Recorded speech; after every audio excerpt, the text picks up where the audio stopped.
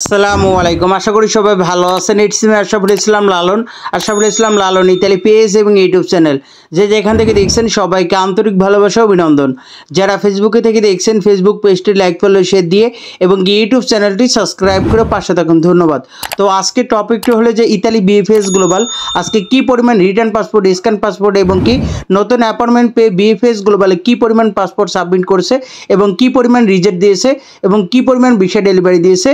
এবং আজকে আরেকটি সুখবর যেটা হলো যে আজকে প্রচুর পরিমাণ পাসপোর্টগুলো সাবমিট করছে এবং কি ইতালি ভিসা ডেলিভারি দিয়েছে। তো আসলে আজকে সপ্তাহের প্রথম দিন যেটা রবিবার, শুক্র শনি বন্ধ থাকে, তো রবিবার অনেক মানুষই হয় প্রতি সপ্তাহে। মোটামুটি আজকেও কিন্তু অনেকেই ভিসা কালেক্ট করছে এবং কি পাসপোর্টগুলো সাবমিট করছে। তবে হতাশাজনক 2023 সালের ভুক্তভোগী, 24 সালের ভুক্তভোগী, বিশেষ করে রিটার্ন পাসপোর্টধারী, স্ক্যান পাসপোর্টধারী, তো 2024 সালেরও ভিসা হইতেছে এবং 23 সালেরও ভুক্তভোগীদের মধ্যে ভিসা হইতেছে। তবে এখানে একটু ঝামেলা লাগে আছে যে শহর ভিত্তিক, তো কাম্পানি অঞ্চলের যেমন নাপোলি, সালেনো, কাসেত্তা, আবিলিনো, ভেনেভেন্তো এই 5টা শহরে ওরকমভাবে কোনো আপডেট পাওয়া যাইতেছে না। তবে বাকি শহরগুলো থেকে কম বেশি প্রতিনিয়ত ভিসা হইতেছে এবং কি পাসপোর্টগুলো সাবমিট করতেছে। তবে এই কাম্পানি অঞ্চলে প্রচুর পরিমাণ নুলস্থা পাইছে, ভুক্তভোগীরা হতাশার মধ্যে আছে। তো এই ভুক্তভোগীদের যদি সমাধান দিয়ে দেয় তাহলে আমি মনে করি ভুক্তভোগীর সংখ্যা একবারই কমে যাবে, তখন আর এই হতাশার মধ্যে থাকবে না মানুষগুলো। তবে আশা রাখি আগামী 2 মাসের মধ্যে হয়তো দ্রুত একটা সমাধান করে দিবে।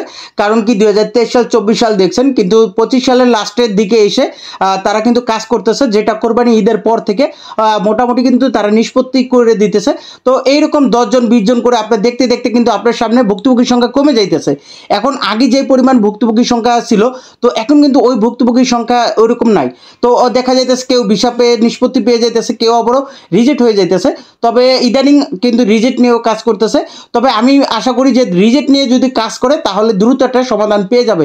তবে কোম্পানি অঞ্চলের প্রত্যেকটা মালিকের কাছে কিন্তু ক্যান্সেল এসএমএসগুলো চলে গেছিলো, তো তাদেরকেও বেশ কিছুদিন সময় দিতেছে। তো এই সময়ের মধ্যে যদি তারা আপিল করে বা তাদের ডকুমেন্টগুলো যদি আপডেট করে তাহলে তারা কিন্তু ভিসা পাবে। আর যারা করবে না তারা ইতালি পেফুত্রা বা সুই অফিস বা স্পোর্টাল ইমিগ্রেশন ধরে নেবে যে তারা এই মালিকগুলো কর্মী নিতে চায় না। তবে আরেকটা সুখবর যেটা হলো যে সুই অফিস থেকে যে ক্যান্সেল করে দিয়েছে বা এই নোটিশটা মালিকদের কাছে দিয়েছিল, তবে এটা আসলে পেফুত্রাগুলা ওইগুলো তারা আবারও মিনিস্ট্রিতে আপিল করতেছে বা আবেদন করতেছে যাতে এগুলো ক্যান্সেল না করে। তো এটা আসলে আগস্ট মাসটা বন্ধ ছিল, তো এই জন্য কিন্তু অফিসিয়ালি কাজগুলো করতে পারেনি। তো যেহেতু এই আইনটা পাশ করছে আগস্টের 15 তারিখ থেকে, তো এই 15 তারিখ থেকেই মোটামুটি অনেক শহর থেকেই কিন্তু আপনার ক্যান্সেল এসএমএস চলে গেছে মালিকদের কাছে। কিন্তু এটা আবারও ওই পেফুত্রাগুলো, এটা নাপোলি পেফুত্রা অভিযোগ জানাইছে মিনিস্টারের কাছে। তো মিনিস্টারিতে এটা যেহেতু জানাইছে, যদি এটা বহাল থাকে বা এটা যদি তারা মেনে নেয় যে ওইগুলো ক্যান্সেল করবে না, তাহলে তো আপনাদের জন্য অত্যন্ত সুখবর। তবে মালিকগুলো যদি ঠিক থাকে বা আপনার মালিক যদি ডকুমেন্টগুলো আপডেট করে তাহলে শেষ মুহূর্তেও কিন্তু আপনি 100% ভিসা পাবেন। তবে হতাশ হওয়ার কিছু নেই, আসলে এটা আপনি যতবারই বলেন আপনার মাধ্যম যদি আপনাকে নিতে চায় সে নিজের ইচ্ছায় থেকেই কাজ করবে। আর যদি নাই নিতে চায় বা আপনার জন্য কাজ নাই করে বা তার হাতে যদি ওই সামর্থ্যটা নাই থাকে, যেমন আগে থেকে মালিককে ঠিক না রাখে, তাহলে তো এখন যদি হঠাৎ করে যে মালিক ঠিক রাখতে পারবে না। তো এটা যদি সে নাই পারে তাহলে আপনি যাইতে পারবে না, আর আপনি যতই বলেন সে কাজ করতে পারবে না। তো আসলে আপনারা মাধ্যমের সাথে যোগাযোগ রাখেন ভালো মতো। তো আশা করি যার মাধ্যম ঠিক থাকবে তারাই 100% ভিসা পাবেন। এখানে এরকমটা না যে মালিক ঠিক আছে, মালিক নিতে চায়, মাধ্যম ঠিক আছে, সব কিছু ঠিক আছে, ইতালি পেফুত্রা থেকে যে আপনাকে রিজেক্ট করে দিবে এরকমটা কখনোই হবে না। যদি আপনার রিজেক্ট হন এটা আসলে আপনার মাধ্যমের কারণে, কারণ আপনার মাধ্যম যদি মালিক ঠিক না রাখে তো এটার দায়ভার তো আপনার মাধ্যমেরই। তবে ইদানিং আপনাদেরকে কমেন্ট বক্সে আপনাদেরকে প্রশ্ন করতে দেখতেছি যে অনেকেই কমেন্ট করেন যে ভাই আমার 1.5 মাস হয়ে গেছে গা, পাসপোর্টগুলো সাবমিট করছে, এখনও কিন্তু আমার ভিসা কালেক্ট করার এসএমএস দিতেছে না। আবারও বলতেছেন অনেকে আমার 2 মাস হয়ে গেছে গা, এখনও কিন্তু ভিসা কালেক্ট করার এসএমএস দিতেছে না। তবে সবার উদ্দেশ্যেই বলবো, দেখেন আপনারা পাসপোর্টগুলো সাবমিট করছেন, অনেকে পাসপোর্ট সাবমিট করার পর 3 দিন পরও ইতালি ভিসা কালেক্ট করতেছে, অনেকে 10 দিন পরও ভিসা কালেক্ট করতেছে, আবার অনেকে 1 মাস পরও ইতালি ভিসা কালেক্ট করতেছে, আবার অনেকে 2 মাস 10 দিন পরে ইতালি ভিসা কালেক্ট করতেছে। তবে হতাশ হওয়ার কিছু নয়, অপেক্ষা করেন, যেহেতু এখন আপনি একা না। দেখেন আপনি যদি একাই হইতেন তাহলে হয়তো চিন্তা থাকতেন, কিন্তু আপনার সাথে অনেক ভুক্তভোগী আছে যে 2 মাস হয়ে গেছে এখনও কিন্তু ভিসা কালেক্ট করার SMS পাইতেছে না। তবে আপনারা হতাশ হবেন না, আসলেই মনে করি যে 3 মাসের আগে হয়তো আপনাদেরকে একটা সমাধান দিয়ে দিবে। তবে যারা পাইতেছেন তারা তো অনেকে 10 দিনের মধ্যেও পেয়ে যাইতেছেন। তো আসলে তারা সিরিয়ালভাবে কাজ করতেছে না, এটা নিয়েও যদি মানুষের ভোগান্তি শিকার হয়। যেহেতু ইতালি থেকে যাচাই বাছাই কমপ্লিট হওয়ার পর ভিসা পাওয়ার যোগ্য মনে হয়েছে দেখে কিন্তু আপনাকে পাসপোর্টটা সাবমিট করতে বলছে, কিন্তু আগের মতো নেই। 2023 সালে যেমন গণহারে তারা পাসপোর্টগুলো জমা নিত এবং কি পরবর্তীতে যাচাই বাছাই করে রিজেক্ট বা ভিসা দিত, কিন্তু এখন তো ওইরকমটা নেই। যেহেতু আপনারটা পাসপোর্টটা সাবমিট করতে বলছে 100% আপনি ভিসা পাবেন। আর আপনাদেরকে বলে রাখি, যারাই রিটার্ন পাসপোর্ট আনছেন, স্ক্যান পাসপোর্ট আনছেন, যদি আপনার পাসপোর্ট আপনার কাছে থাকে আর যদি রেডি ফর কালেকশন SMS আসে তাহলে 100% রিজেক্ট। আর যদি আপনার পাসপোর্টটা সাবমিট করতে বলে যে your visa ready, request your passport BFS global submit, তাহলে আপনি 100% ভিসা পাবেন এবং কি পাসপোর্টটা সাবমিট করবেন ঢাকা ইতালি BFS গ্লোবালে। এবং কি ভিসা কালেক্ট করে SMS দিলে আপনি যেখানে ফার্স্টে জমাইছেন ওইখান থেকে ভিসা কালেক্ট করবেন। আর রিজেক্ট, যারা রিজেক্ট হইতেছেন অবশ্যই আপনার রিজেক্ট পেপার আপনি যেখানে ফার্স্টে জমাইছেন ওইখান থেকেই কালেক্ট করবেন। তবে আসলে রিজেক্ট হলে ওই রিজেক্ট পেপারগুলো কালেক্ট করে না। আসলে অনেকেই দেখা যাইতেছে বাড়ি মাদারীপুর বা অনেকের বাড়ি বরিশাল, এখন তার পাসপোর্ট সাবমিট করছিল ফার্স্টের দিকে ঢাকা ইতালি BFS গ্লোবাল বলেন বা চট্টগ্রাম ইতালি BFS গ্লোবাল বলেন বা সিলেট ইতালি BFS গ্লোবাল বলেন। তো এখানে আপনার সেই বরিশাল থেকে তার আসতে অনেক সময় লাগে বা টাকা পয়সার বিষয়। তো এখন তারা ওই রিজেক্ট পেপার দেয় কী করবে, এই জন্য অনেকে রিজেক্ট পেপারগুলো কালেক্ট করে না। আর এখন রিজেক্টগুলো একমাত্রই দেয় যে মালিকে নিতে চায় না বা প্রত্যাহার করে বা রেবোকাত, এইটার কারণে রিজেক্ট দেয়। তো এই রিজেক্ট পেপার কালেক্ট করে তো তার কিছু হইব না, এই জন্যই অনেকে রিজেক্ট পেপার কালেক্ট করে না। তো যে কালেক্ট করতে চান অবশ্যই আপনার যেখানে ফার্স্টে জমাইছেন ওইখান থেকেই কিন্তু আপনার রিজেক্ট পেপারটা কালেক্ট করবেন। এবং আরেকটা প্রশ্ন করেন আমার ভিডিও কমেন্ট বক্সে যে আমি নাপোলি থেকে নলস্তা পাইছি বা সালের্নো শহর থেকে নলস্তা পাইছি বা আবিলিনো শহর থেকে নলস্তা পাইছি, তো আমাদের খবর কি, বা লাতিনা শহর থেকে নলস্তা পাইছি, তো আমাদের খবর কি। তো আসলে আপনাদেরকে একটাই কথা বলবো যে তারা নিষ্পত্তি নিয়ে কাজ করতেছে, নিষ্পত্তি অল্প সময়ের মধ্যে দিয়ে দিবে। তবে কোম্পানি অঞ্চলের মধ্যে ওইগুলো আসলে অতিরিক্ত ফেক বা মালিকগুলো ঠিক নাই, অনিয়ম হয়েছে।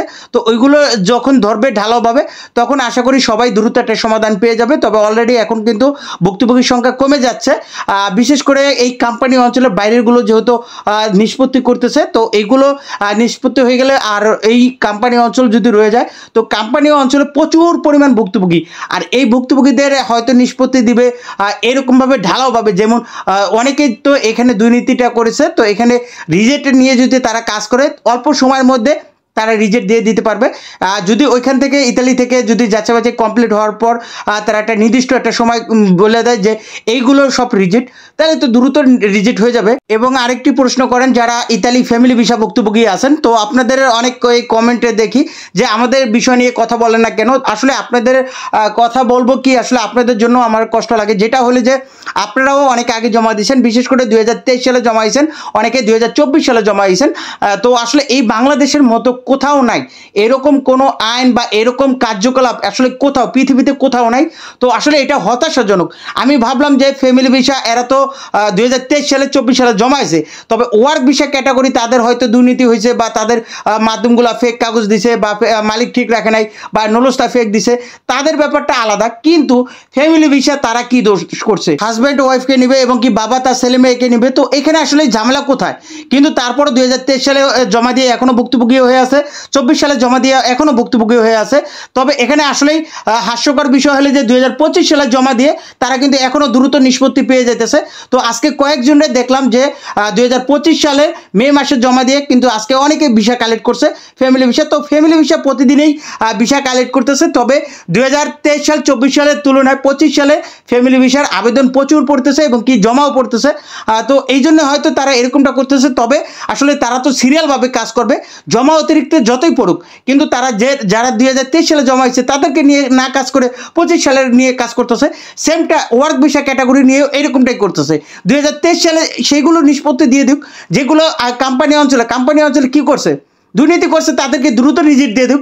কিন্তু তারা এইটাকে ধানাই পানাই করে আজকে 3টা বছর ধরে মানুষকে ঘুরাইতেছে। তো আসলে আর কত অপেক্ষা করবে মানুষ? এখন বিরক্ত ফিল করতেছে। আসলে এটা বলার কোথাও জায়গা নাই, যেহেতু বাংলাদেশের সরকার বা অভিভাবক বলেন যে আপনার ট্যাক্সের টাকা তারা চলে পররাষ্ট্র মন্ত্রণালয়, স্বরাষ্ট্র মন্ত্রণালয় এবং কি প্রবাসী কল্যাণ মন্ত্রণালয়, তারা কিন্তু এই আপনার টাকায় চলে, কিন্তু তারা ওইরকমভাবে কাজ করে না। আপনি একজন বিপদে পড়বেন প্রবাসী ভাই, তার পাশে তারা নাই। তো দেখা যাইতেছে রেমিটেন্সের বেলায় তারা কিন্তু আপনার পাশে থাকবে, বড় বড় কথা বলবে। তো এইগুলো আসলে বাংলাদেশের জন্য দুঃখজনক। বাংলাদেশে জন্মগ্রহণ করে বা এই আপনাদের ভুল হয়েছে। তো অন্য দেশে যদি এরকম বিপদে পড়তেন আরও দ্রুত একটা সমাধান হয়ে যেত। কিন্তু তারা দেখেন পররাষ্ট্র মন্ত্রণালয় তারা কি করে, তারা এইরকমটা দেখবে যে পররাষ্ট্র মন্ত্রণালয় দেখবে যে প্রবাসী কোথায় সমস্যা হইতেছে, কোন অ্যাম্বাসিতে সমস্যা হইতেছে, এগুলো খতিয়ে দেখবে। বছরের পর বছর মানুষ ভোগান্তির শিকার হইতেছে, কিন্তু এইগুলো দেখার মতো কেউ নাই।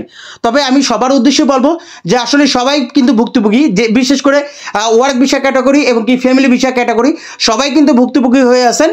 তো আসলে অপেক্ষা করেন, দ্রুত একটা নিষ্পত্তির সিদ্ধান্ত নিয়েছে তারা। অবশ্যই এই আগামী 2 মাসের মধ্যে হয়তো তারা দ্রুত সমাধান দিয়ে দেবে। তবে আরেকটা প্রশ্ন করতেছেন অনেকে যে আপনাদের রেফারেন্স নাম্বার দিয়ে চেক দিতে পারতেছেন না। তবে কালকে আমি একটা ভিডিও বানাইছি যে কিভাবে নতুনভাবে আপনার রেফারেন্স নাম্বার দিয়ে আপনি কিভাবে আপনার ভিসা ট্র্যাকিং করবেন বা ইতালি ভিসা চেক করবেন। তো এখন আমি কথা হলো কি, ওইখানে আমি স্পষ্টভাবে বলে দিয়েছি রিটার্ন পাসপোর্টধারী, স্ক্যান পাসপোর্টধারী তারা তো ওই যে ক্লিক হেয়ার নিচের লিঙ্ক দিয়ে চেক করেন। তো তারা এই বিষয়টা কিন্তু টের পায় নাই, যেহেতু আপনাদের সমস্যা যারা বর্তমানে জমা করতেছেন, যেটা উপরে একটা লিঙ্ক দিয়ে আপনারা চেক করেন। মূলত দুটা লিঙ্ক, তো একটা হলো যে যারা আগে জমা দিয়েছিল 2024 সালের 11 নভেম্বর আগে যারা জমা দিয়েছে, তো তারা কিন্তু ওই নিচের লিঙ্কটা চেক করে। আর যারা 2024 সালে 11 নভেম্বর পরে 2025 সাল বা বর্তমানে যারা জমা করতেছেন তারা কিন্তু উপরে লিঙ্কটা চেক করে। তো ওইখানে আসলে রেফারেন্স নাম্বার দিয়ে চেক করতো। তো এখন কিন্তু ওই রেফারেন্স নাম্বার যদি ওইখানে সাবমিট করেন বা ওইখানে লেখেন কিন্তু কয়েকটা সংখ্যা কম আসে। তো এইটার জন্য এখন বারকোড বা মিশন রেফারেন্স নাম্বার ওইটা দিয়ে চেক করবেন। এটা গতকাল ভিডিওতে বলছি। তো অনেকে আবার বলেন যে ভাই এটা নতুন কি, আগেও তো চেক করতাম। কারা বলছে? 2024 সালে 11 নভেম্বর আগের মানুষগুলোই বলছেন। কারণ কি, আপনারা তো টের পান নাই যে আসলে আপনাদের সমস্যাটা নাই। তো আমি তো বলি নাই যে আপনাদের সমস্যাটা, আপনাদের কোনো সমস্যা নাই। রিটার্ন পাসপোর্টধারী, স্ক্যান পাসপোর্টধারী আপনাদের রেফারেন্স নাম্বার ওই যে দিয়ে আপনার নিচেরটা দিয়ে চেক করতেন, আপনাদের কোনো সমস্যা নাই। কিন্তু সমস্যা হলে বর্তমানে যারা নতুনভাবে ফাইলগুলো সাবমিট করতেছে 25 সাল এবং কি 2024 সালে 11 নভেম্বরের পরেরগুলো, এইগুলো সমস্যা হইতেছে, তারা রেফারেন্স নাম্বার দিয়ে চেক দিতে পারতেছেন না। তো অবশ্যই আপনার বারকোড বা মিশন রেফারেন্স নাম্বার লেখা থাকবে যে আপনার রিসিটের মধ্যে, ওই রেফারেন্স নাম্বার দিয়ে আপনার এখন হয়তো চেক দিতে পারবেন না। আপনার ওই বারকোড বা মিশন রেফারেন্স নাম্বার দিয়ে এবং কি আপনার লাস্ট নেম দিয়ে কিন্তু চেক দিতে পারবেন। আর এখন আমি বললাম, এটা যদি নাও বোঝেন গতকাল আপনার ভিডিওটা দেখবেন। তো ওই ভিডিওটা দেখলে আশা করি যারা ওই যে আপনার বর্তমানে সাবমিট করতেছেন পাসপোর্টগুলো তারা কিন্তু ওইটা দিয়ে চেক দিতে পারবেন। তবে বর্তমানে সাবমিট করতেছে যদি রিটার্ন পাসপোর্টধারী হন বা স্ক্যান কপিধারী হন, তাহলে আপনাদের ওইটা সমস্যা নেই। আপনার রেফারেন্স নাম্বার দিয়েই চেক দিতে পারবেন, আপনারটা ওই ক্লিক হেয়ার দিয়েই চেক দিতে পারবেন, ওই ক্লিক হেয়ার ওই লিঙ্ক দিয়ে, কারণ আপনাদের কোনো সমস্যা নাই। সমস্যাটা হলো নতুন করে যারা 25 সালে এবং কি 2024 সালে 11 নভেম্বর পরে যারা ফাইলগুলো সাবমিট করতেছে। বারবার বললাম, কিন্তু তারপরও আপনার কমেন্ট বক্সে আপনারা হুট করে একটা আজগরিক কথা বলেন, কিন্তু এখানে রিপ্লাই দিয়ে যে আপনাকে বুঝাবো বা মানুষ তো ভাববে যে এটা বলছেন ওইটা মানে তারটাই ঠিক আছে। কিন্তু আপনারা আকাশ থেকে পড়েন আর নিজেকে অনেক বড় পণ্ডিত মনে করেন যে ভাই এগুলো রেফারেন্স নাম্বার বা এগুলো তো আগেই জানতাম। আর ভাই আগে জানতেন আপনি তো আগেরগুলো ওইটা, কিন্তু বর্তমানে যারা জমা করতেছে তাদেরটা সমস্যা হইতেছে, এই জন্যই আমি ভিডিওটা বানাইছিলাম। গতকাল ওটা দিয়ে দেখবেন যে যারা চেক করতে পারতেছেন না তারা বারকোড দিয়ে চেক করবেন। বারকোড বারবার বলা হইতেছে। তো আজকে প্রচুর পরিমাণ ভিসা কালেক্ট করছে এবং কি পাসপোর্টগুলো সাবমিট করছে। তো সারাফাত ভাই তো দুপুর 1টা বাজে গেছে। তো 1টা বাজে যেই পরিমাণ সিরিয়াল ছিল এবং কি প্রচুর মানুষ ছিল, দেখেন এই ভিডিওটা, তার মুখে শুনুন সে কি বলে। আসসালামু আলাইকুম ওয়া রাহমাতুল্লাহি ওয়া বারাকাতুহু।